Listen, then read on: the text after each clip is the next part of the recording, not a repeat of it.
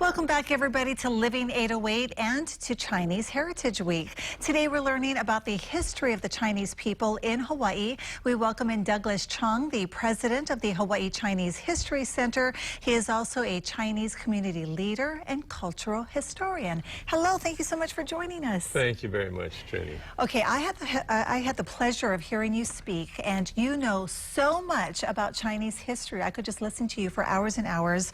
You are a fifth generation. Yes, right? I'm fifth generation. But you have 9 generations. 9 generations of my family that has lived in Hawaii. Okay, so that explains a lot to why you have all this knowledge. So tell me a little bit about the first Chinese to arrive here, because a lot of people think it was with the plantations, Right. but it was actually before Long before that. The first Chinese came here almost 230 years ago in 1789 aboard the Iphigenia.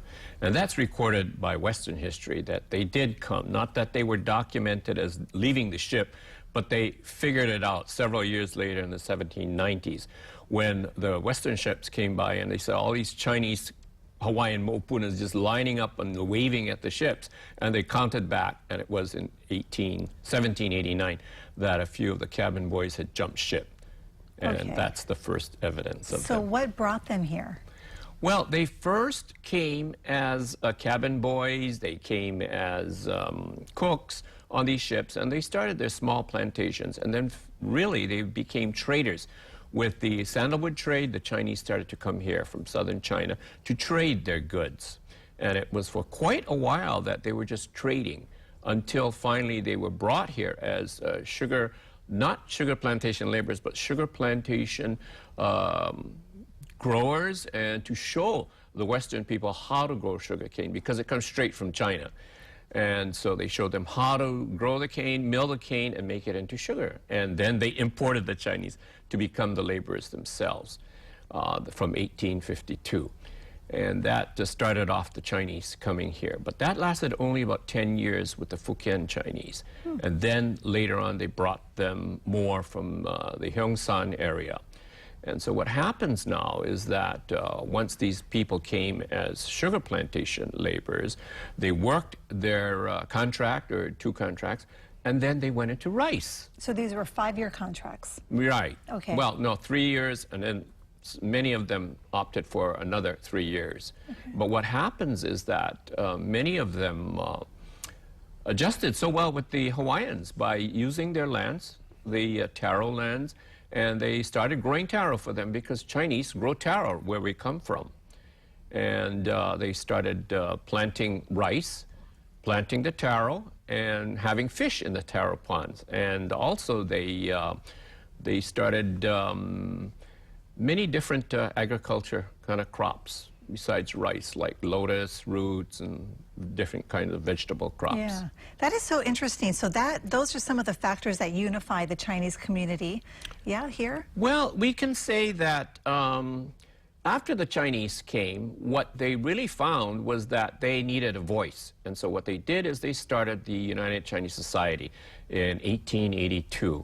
And what they did is, although they came from China, kind of from different types of Chinese, they had to unify themselves. So both the Hakka and the Bundi people unified themselves to be strong against all the other factors that were against them. So we had the founding of the United Chinese Society, then the Chinese Chamber of Commerce.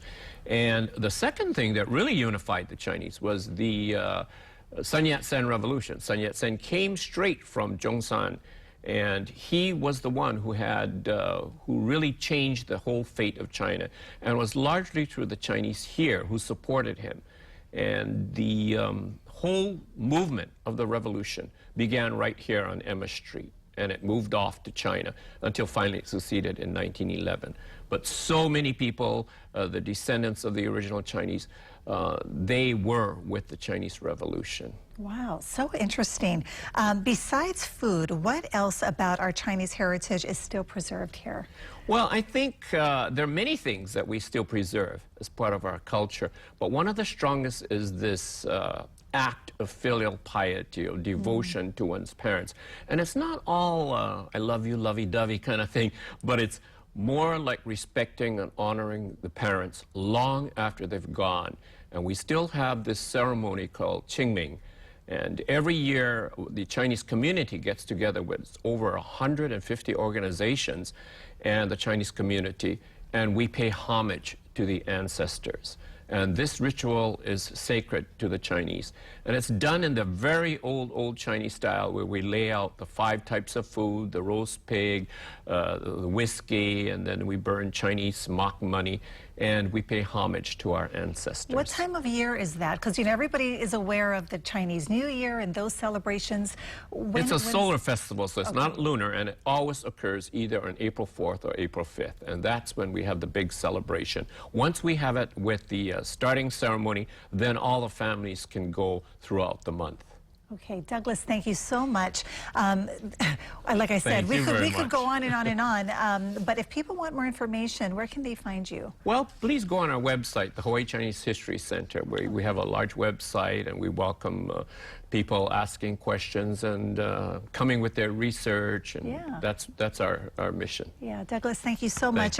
We also have a segment this coming Friday with you and John, and you give John kind of a walking tour in Chinatown, so we look forward to that. Thank you for joining us. Coming up on Living 808,